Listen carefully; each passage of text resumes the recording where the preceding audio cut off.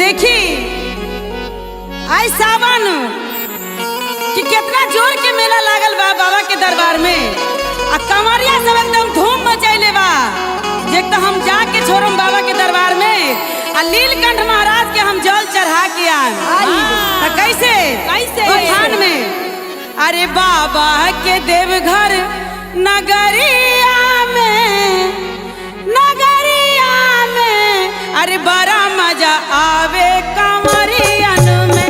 अरे बड़ा मजा आवे कमरिया में।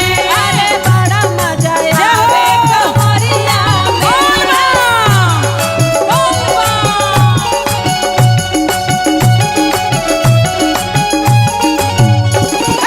भोले के देवघर नगरिया में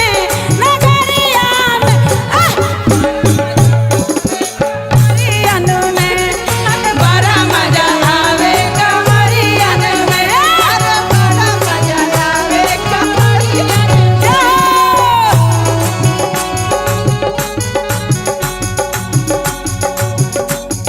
और देखी भोला जी के काका पसंद नहीं खे, खोआ मिठाई पसंद नहीं खे, तो क्या कह रहे हैं?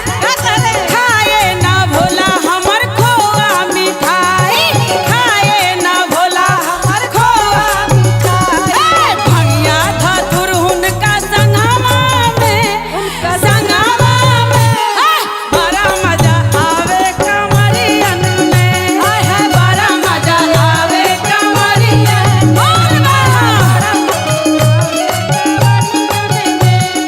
बाबा के देवघर नगरिया में बड़ा मजा आवे कमरियन में। बड़ा मजा आवे कमरियन में। बड़ा मजा आवे कमरियन में। और क्या करते साला दो साला शिव के मनहु ना भावे। साला दो साला शिव के मनहु ना भावे। साला दो साला शिव के मनहु ना भावे। साला दो साला शिव के मनहु ना भावे। बसहा बरद उनका संगमा में बड़ा मजा आवे कमरियन में। बड़ा मजा आवे कमरियन में। बाबा के देवघर नगरिया में बड़ा मजा आवे कमरियन में। बड़ा मजा आवे कमरियन में। बड़ा मजा आवे कमरियन में। बड़ा मजा आवे कमरियन में। बड़ा मजा आवे कमरियन में। बड़ा मजा आवे कमरियन में। बड़ा मजा आवे कमरियन में। प्रेम से सच दरबार की जय हो। प्रेम से बोले शंकर भगवान की हर हर महादेव की जय हो। तो देखी बड़ा जोर में आवता सावन आ जितना हमर कमरिया बा सब कहता जे नारा लगा के जाएम बाबा धाम के नगरी। तो कैसे कमरिया नाम होगा ए बाबा तेरे लिए। कमरिया नाम होगा ए बाबा तेरे लिए। कमरिया नाम होगा ए बाबा तेरे लिए। ए बाबा तेरे लिए, ए दानी तेरे लिए। ए बाबा तेरे लिए, ए दानी तेरे लिए। कमरिया नाम होगा ए बाबा तेरे लिए। कमरिया नाम होगा ए बाबा तेरे लिए।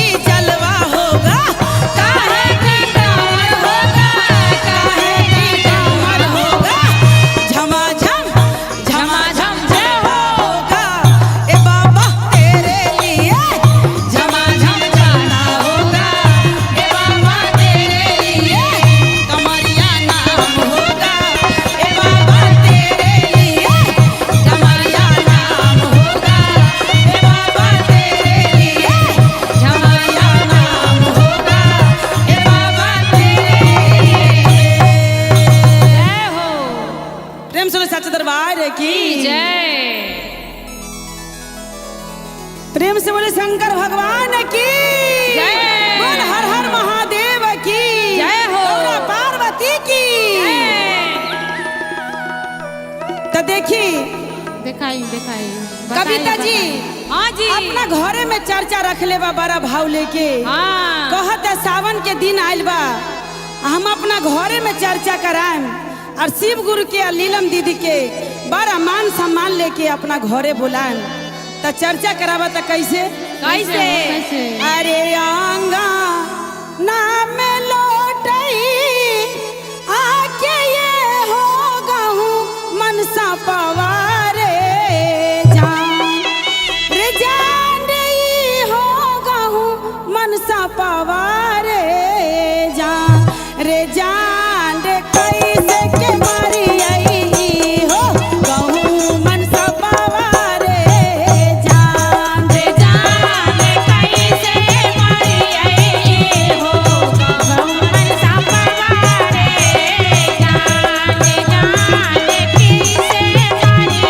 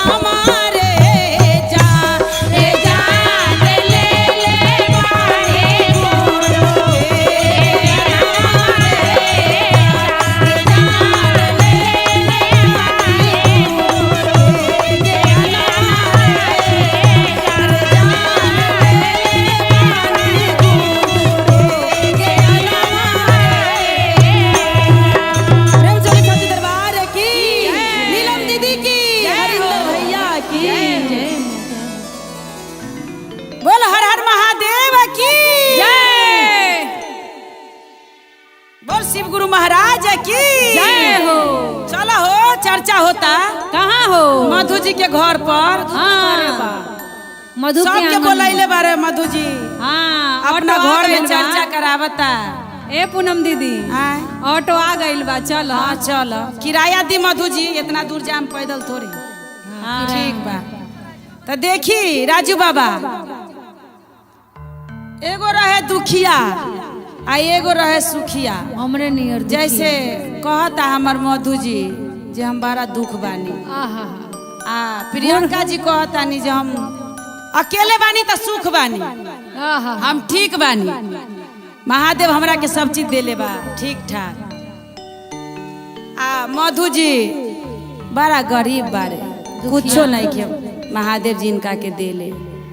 तो दोनों बहन, एगो के नाम र पड़ल दुखिया आ एगो के नाम पड़ल सुखिया। जय हो, जय हो। तो जेकर दुखिया नाम पड़ल, महादेव जी नामो धरेलक दुखिया। आ इतने दुख घर में गइलू, ओहो, कोनो चीज के अवस्थे ना रहे।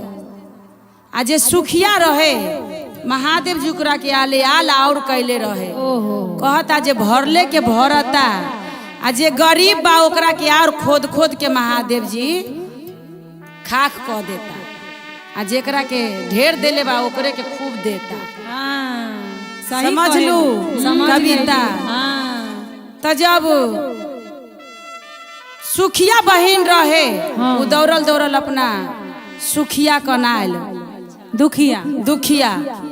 तो वो कहता, सुखिया कहता दुखिया से, हाँ, जा रे जे कबो आवतानी तो तू घर पर ना भेटालू, कहाँ चल जातानी घर छोड़ के तू।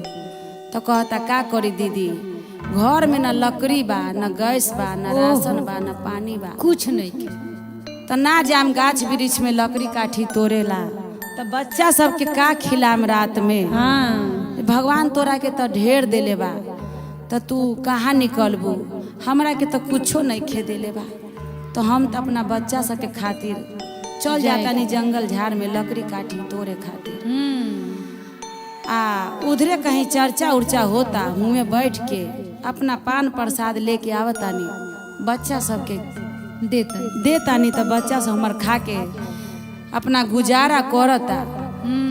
तो सुखिया कहलक दुखिया से, हाँ, जे तू मत जा लकड़ी काठी तोड़े खातिर, हमरा भगवान महल अटारी घर दुआर देले बा, तू हमरा कन झाड़ू पोछा कर ल, आ हम ही तोरा के तनख्वाह दे दे। आ हमरे कन से तू खाना ले जाके अपना बच्चा के खिलई ह। बहिन कहलक जे ठीक बात बा, हमर तो बहिन महान बा, हमरा तो काम करे में तो हमरा तो ढेर सामानो दिहन, हाँ, हाँ, और खाना पीना के तो कोनो कमिए ना रही। न होई। कहलक जे ठीक बा, जा कल से आ जाम तोरा घरे हम ड्यूटी करे खातिर। ओहो, जब वो भोरे भइल तो उ जब गइल दुख सुखिया कन ड्यूटी करे, तो सब काम जब कर लेलक, घर के झाड़ू पोछा बर्तन कपड़ा लत्ता जब सब कर देलक, तो जब चले लागल तो बोलल दीदी सब काम हो गइल। कहत हो गइल? हम बोला हाँ हो गइल। तो जा किचन में बसिया खाना रखल बा रात वाला, जे ले जा आ लइका सबके खिला दी। आ बच्चा सबके मन तो बड़ा खुश बा, जे हमर मौसी तो धनमान बा, आई जाई हमर मौसी तो हम माई हमर काम करे, मौसी तो हमरा के अच्छा अच्छा खाना दी भेजी। सब बच्चा के मन होला, हाँ, हाँ, जे माई आई अच्छा ला खाना लाई। हाँ, आ बच्चा सब तक खाई खाई बेगर मरत रहे। जब वो चलल घर से दुखिया काम करके, तो कहता बहन जा किचन में खाना रखल बा बसिया ले आब, बच्चा सबके खिला दी। कहलक जे चल आई तो पहली बार बा का हो। जब लेके अयलक खाना, बच्चा सब बड़ा खुश हो गए। कहता मौसी तक खाना देलक, मौसी तक खाना देलक मम्मी के। जब ला के देलक खाना, तो देखता तो बासी खाना, तो बच्चा सब खा लेलक। फिर कल हो के गल, तो यही कहानी सब काम करके और बस ये खाना। तो कहता अपना बहिन से सुखिया से जे का दीदी रोज रोज हमरा बाबू सबके बस ये खाना देबू जे जे ताजो तो द जे बासी खाना खिला खिला के तो हमर बच्चा सब बीमार पड़ जाई। बताब हमरा घर में एको गो रुपया नहीं खे, हम कहाँ से अपना बाबू सबके इलाज कराम। तू रोज कहतारू जे बसिया खाना ले जा, बसिया खाना ले जा, जे हम ना ले जाए बसिया खाना। बस ऊ से इससे बढ़िया तो हमरा शिव चर्चा के प्रसादे रहे, जे कभी कभी हमरा के नारियल मिलत रहे, केला मिलत रहे, सेब संतरा मिलत रहे, मोरो मिठाई मिल जात रहे साथ में, जे उससे बढ़िया तो हमरा इहे रहे जे का रोज रोज बसिया भात देता रू। ओइ दिनू ना गइल बहिन के घरे काम करे, बोलक बात छोड़ ना हम जाम काम करे, नामे के ई महान बानी, रोज हमरा के बसिया खाना बांध के दे दिल छोटा बा। तो जब चलल घर के बाहर रोते झोते दुखिया घर से निकलल बड़ा परेशान होके, फटल गुदरी सुदरी पहन के जब घर के बाहर निकलल तो एगो जोगी बाबा ओकरा के भेटा गल बाहर। कहता है दुखिया कहाँ जा रही है? बोला बाबा बड़ा परेशान हूँ, जा रहा हूँ जंगल में, बच्चे सब के लिए थोड़ा लकड़ी उकड़ी तोड़ के लाएंगे, शाम को खाना बना के बच्चे के खिलाएंगे। बोला जे मत जा जंगल में, जे जंगल में बहुत बड़ा बड़ा सांप गोजर रहता है, तुम्हें काट लेगा तो मर जाएगी। बताओ से मत जा जंगल के ओर। तो कहता जे मत जा जंगल में, बड़ा जंगल में सांप गोजर बा तोरा के। तो बोला बाबा घर से तो मैं तंग ही हूँ, कोई चीज का सुख नहीं है, अगर मैं मर भी जाऊंगी बाबा तो कोई दिक्कत नहीं है, बता किसी का तो पेट भर जाएगा। इतना दुख से बहुत ही दुख से परेशान थी वो बेचारी, बहुत ही दुख से परेशान थी। बाबा जोगी बाबा उसको रोक लिया, नहीं जाने दिया। फिर वहां से कुछ दिन आगे बढ़ी तो एक गाय भेटा गया रास्ता में, गौ माता भेट गया। वो गौ माता भी दुखिया से पूछने लगी कहाँ जा रही है दुखिया, इतना तू दौड़ते झटकते मटकते? बोला बाबा जा रहा हूँ, नदी पोखर है बगल में, वहाँ से पानी उनी भर के लेके आऊंगी, घर में नल कल नहीं है, बच्चे की क्या पिलाऊंगी। बोला उस पोखर में बहुत बड़ा डूबा उबा रहता है, तुम्हें अंदर लेके चला जाएगा, तू मर जाएगी डूब धंस के। बोला जाने दीजिए, मैं तो दुख में हाई हूँ, जी के भी क्या करूंगी जब जिंदगी में हमें इतना दुख है ही है। तो इससे बढ़िया है जो हम मर ही जाएंगे उसमें। जिंदगी में रह के हम क्या करेंगे कुछ। गौ माता कोई चीज के सुख नहीं है, बेचारी नहीं जाने दिया उसको। गौ माता घेर लिया रास्ते में से। फिर उसका बहन आई नहीं, फिर वो जंगल के ओर चली गई। जंगल में किसी का बात नहीं मानी। जंगल में जब गई तो एक जोगी बाबा तपस्या दे के, शिव गुरु बैठे थे कमंडल लेके, त्रिशूल लेके, एकदम जाटा उटा खोल खाल के एकदम जोगी बाबा के भेष में बैठे थे वहाँ। बोला दुखिया के बैठ बैठ, तू लग रही है बहुत परेशान है। मैं तुम्हें तो देख रही हूँ तू कितना परेशान है। बोला क्या हुआ?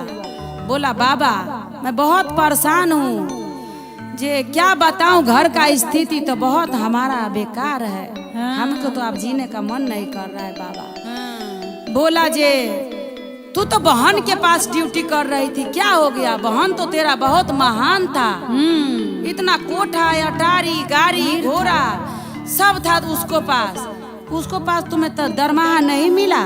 बोला बाबा रोज रोज ड्यूटी कर कर के थक गई, रोज रोज दे रही है, खाली बासी भात दे रही है, बासी दाल दे रही है, बच्चे सबके खिला खिला के मैं तो बाबा परेशान हो गई। बोला जा।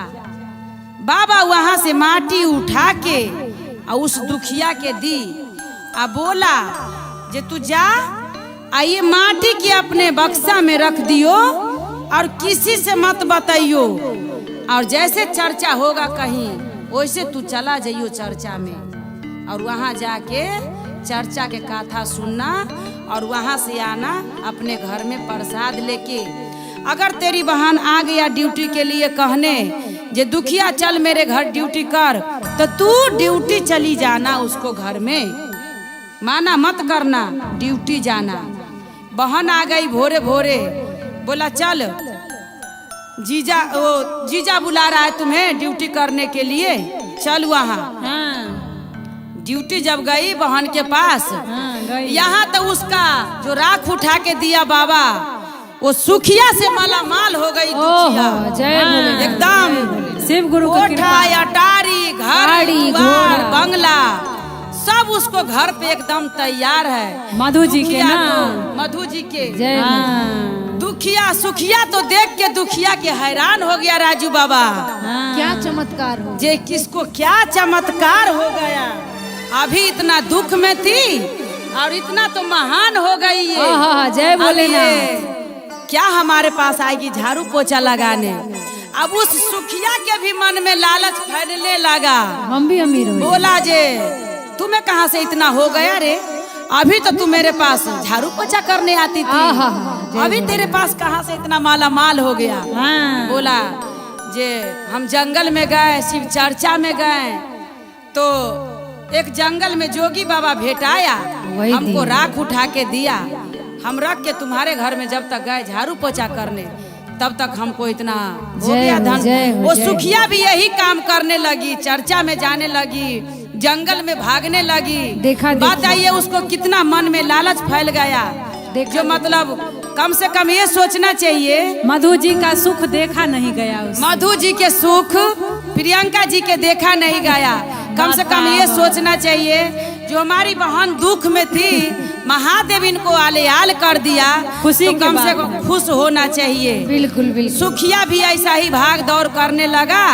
महादेव जी बोले उनसे जे इसके मन में अब लालच पैदा होने लगा धीरे धीरे करके। अब ये भी जितना उनका धन संपत्ति था धीरे धीरे धीरे धीरे कम होने लगा। बोल हर हर महादेव की जय। कभी भी दूसरे के धन दौलत देख के लालच नहीं करना चाहिए। बोल शंकर भगवान की जय। जय भोलेनाथ, जय भोलेनाथ। देखी दिखाई। एक जनी का कहत रहे, हाँ, बाबा के दरबार में बड़ा भीड़ होला, हाँ। लेकिन हम तो बाबा के दरबार ना छोड़े। अच्छा। बाबा के दरबार तो हम जाइबे करे, हाँ, चाहे कुछ भी हो जाए, बाबा के दरबार ना छोड़े। जरूर। तो कैसे कहत रहे, कैसे कहत रहे गौरा जी? हाँ जी। और कौन भाव में कहत रहे? अच्छा। अरे देवघर में बड़ा धक्का होला हमार भोला, देवघर में बड़ा धक्का होला हमार भोला, देवघर में बड़ा धक्का होला हमार भोला, देवघर में बड़ा धक्का होला हमार भोला, देवघर में बड़ा धक्का होला हमार भोला।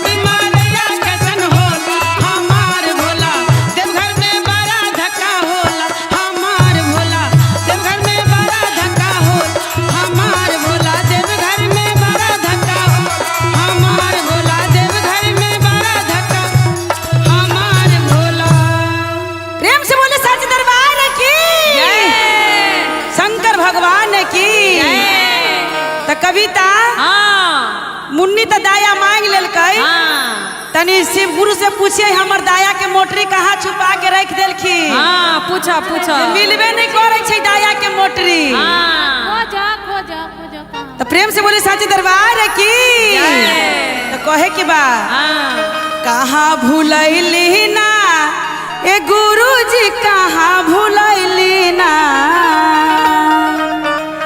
कहाँ भूलैली ना ए गुरु जी कहाँ भूलैली ना कि हमर दाया के हो मोटरिया शिव कहाँ भूलैली ना हमर दाया के हो मोटरिया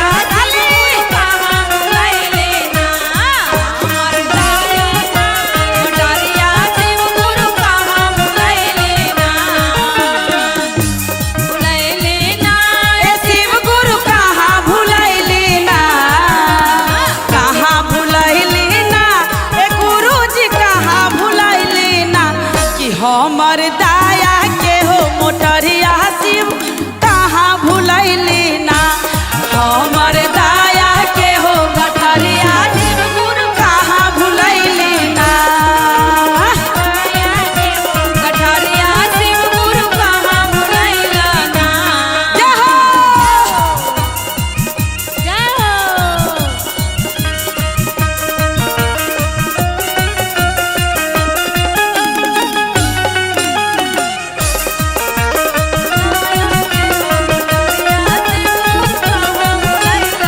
देख पता ना शिव गुरु मोटरी कहाँ भुला देलो। हाँ। मिलते नहीं खे हाँ। तो कहे के बा चारी चाम खोजली मंदिरवा में खोजली सारा जाम खोजाली मंदिरवा में खोजाली।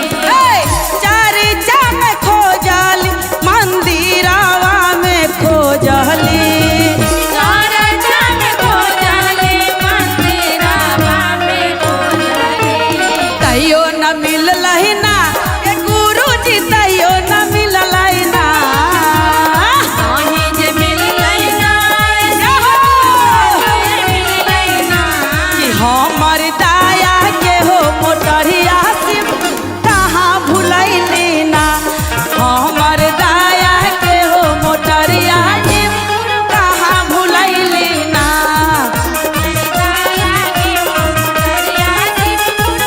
जय हो बबलू भैया जवाब नहीं खे हमर बबलू जी के।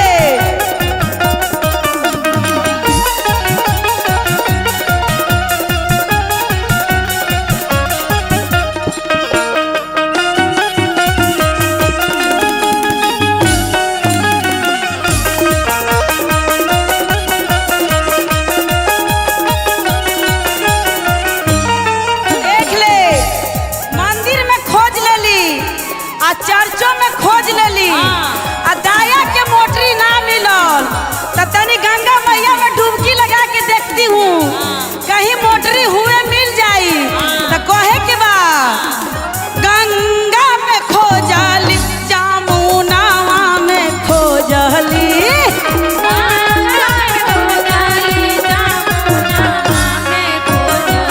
गंगा में खोजली जामुनावा में खोजली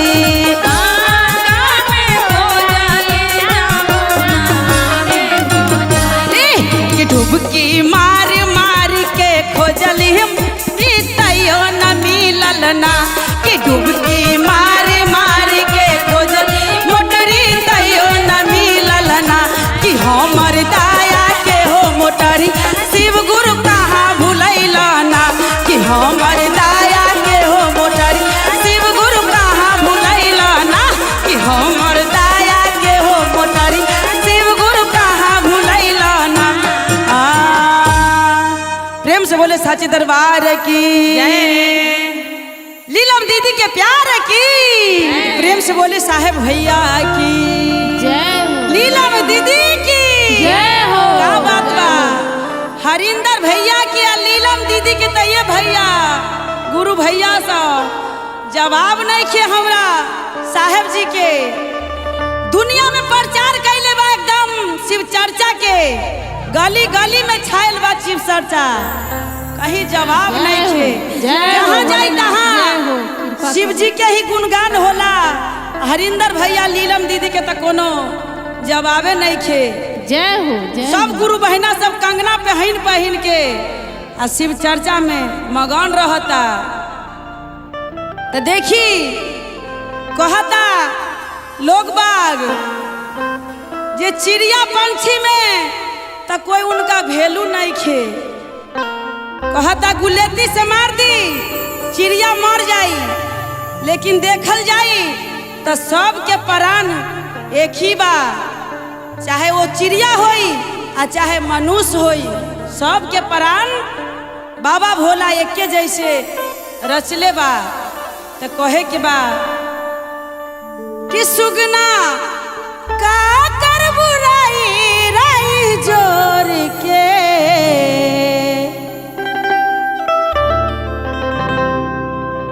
कि सुगना का कर बुराई राई जोर के, जाई के पर पिंजरा छोड़ के। सुगना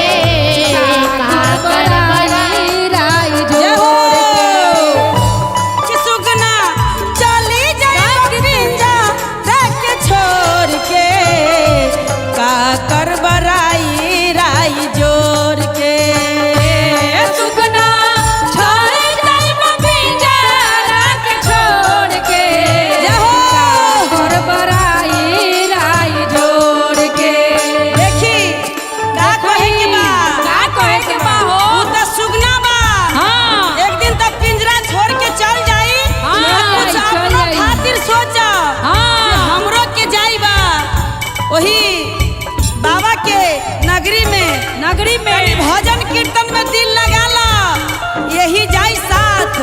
तो कहे के बा तू तो सुगाना चरचो न कैला, चरचो न कैला सुगना पूजबो न कैला, चरचो न कैला सुगना चरचो न कैला। तू तो सुगाना चरचो न कैला, चरचो न कैला सुगना दयो न मंगला। चरचो न कैला सुगना दयो न मंगला। कि एक दिन भरी दी है माटी सब कोर के, कि एक दिन भरी दी है माटी सब कोर के, जाई के पर पिंजरा छोड़ के। कि एक दिन भरी दी है माटी सब कोर के, जाई के पर पिंजरा छोड़ के। कि उगना का करवराई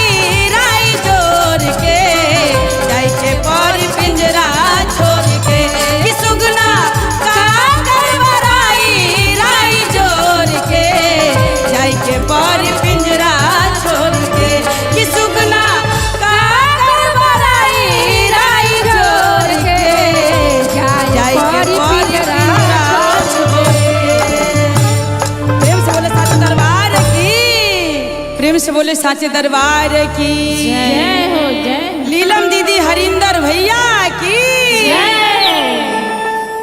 प्रेम से बोले शंकर भगवान की देवों के देव महादेव की जय हो। तो कहते हैं क्या दुनिया बड़ी जालिम होती है, हर राज को छुपाना पड़ता है। दुनिया बहुत जालिम होती है, हर राज को छुपाना पड़ता है। और दिल में लाखों हो गम, फिर भी बाबा के चरणों में आके मुस्कुराना पड़ता है, मुस्कुराना पड़ता है। तो प्रेम से बोले साचे दरबार की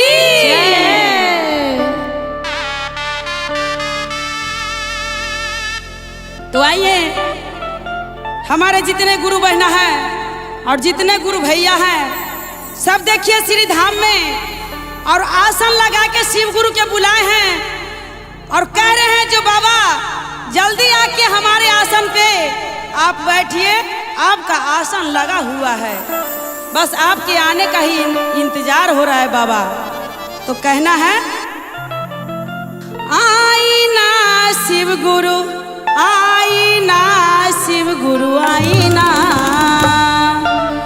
हो आईना शिव गुरु, आईना शिव गुरु, आईना होता बेचारा चा तोहार शिव गुरु, आईना होता बेचारा चा तोहार शिव गुरु, आईना होता बेचारा चा तोहार शिव गुरु, आईना। भैया ताली के जरूरी बा चर्चा में, जितने चर्चा में ताली बजाए इतने हाथ के रेखा कटी। जय हो जय हो जय हो। शिव गुरु आईना होता बेचारा चा तोहार शिव गुरु, आईना।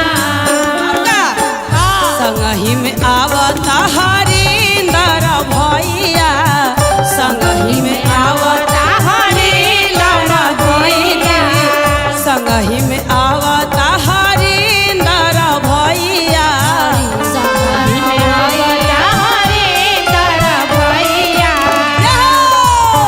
संगही में आवता रे लीलम दीदी, लीलम दीदी हो लीलम ए भैया ताली क्या हो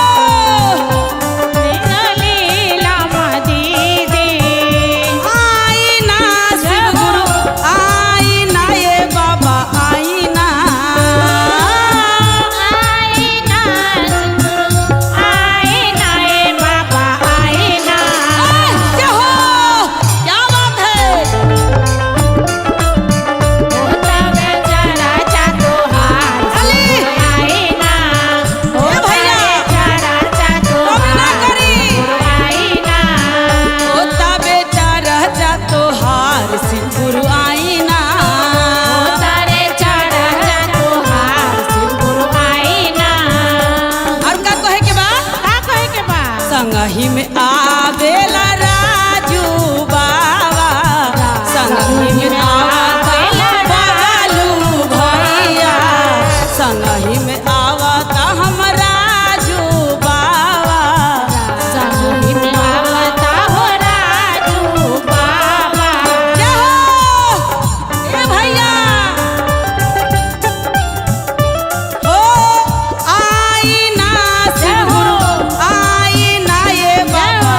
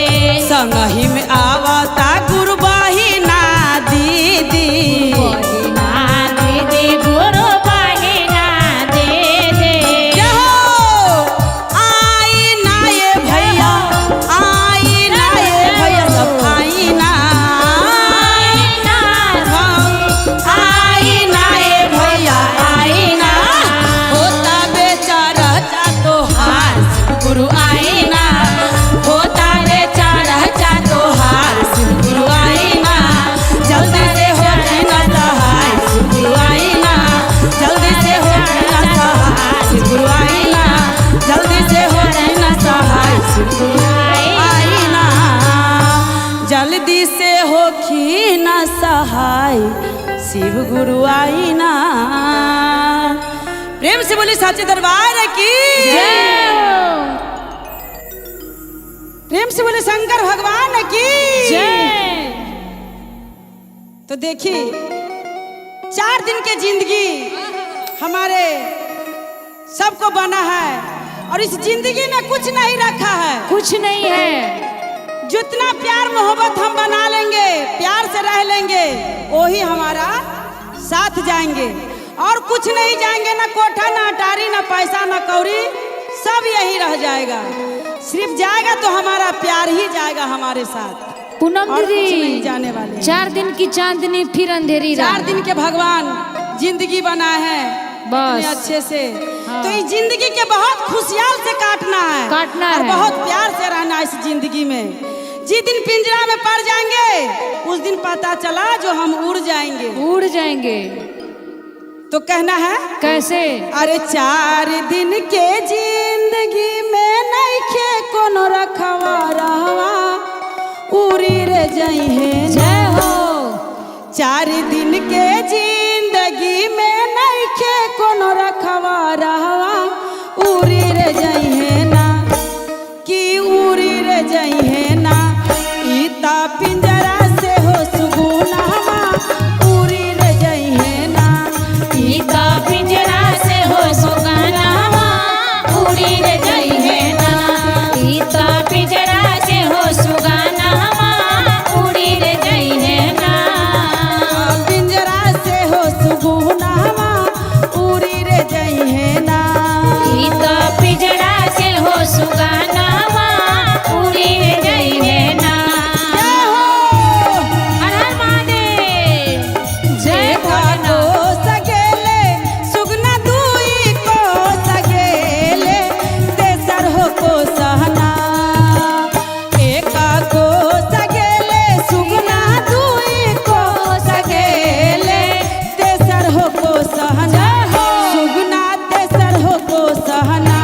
बाबा भोले के हो भवानवा, तेसर हो को सहना।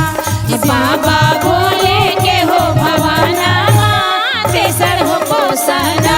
बाबा भोले के हो भवानवा, तेसर हो को सहना। एक को सगेले सुगना दुई को सगेले, तेसर हो को सहना। सुगना तेसर हो को सहना। कि लीलम दीदी के हो भवानवा, तेसर हो को सहना। कि लीलम दीदी के हो भवानवा, तेसर हो को सहना।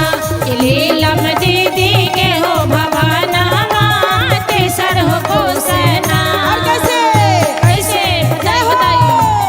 हर हर महादेव। गुरु। और क्या कहना है?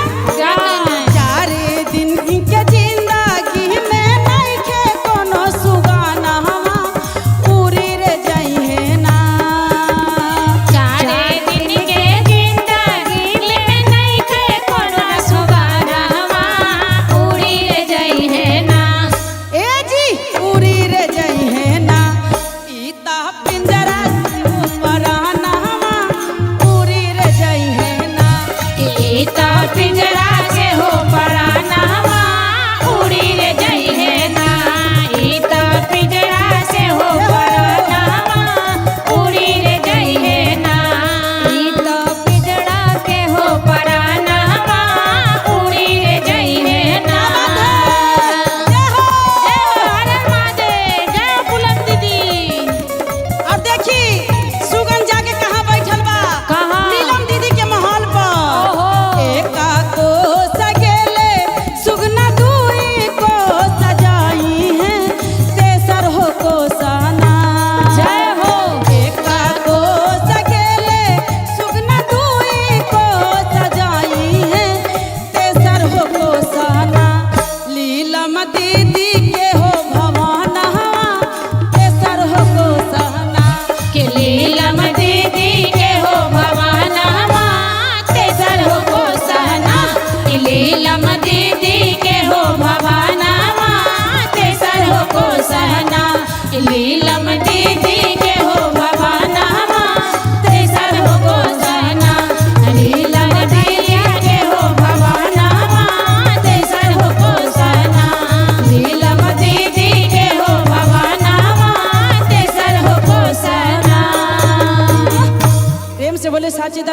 की जय।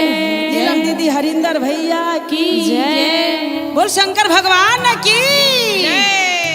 कहते हैं झरना से पानी गिरते हैं तो पीते हैं कोई कोई, और अपने घर में तो शिव चर्चा सभी करवाते हैं, भोला जी के सभी बुलाते हैं, पर उनको निभाते हैं कोई कोई। तो बोल सच्चे दरबार की।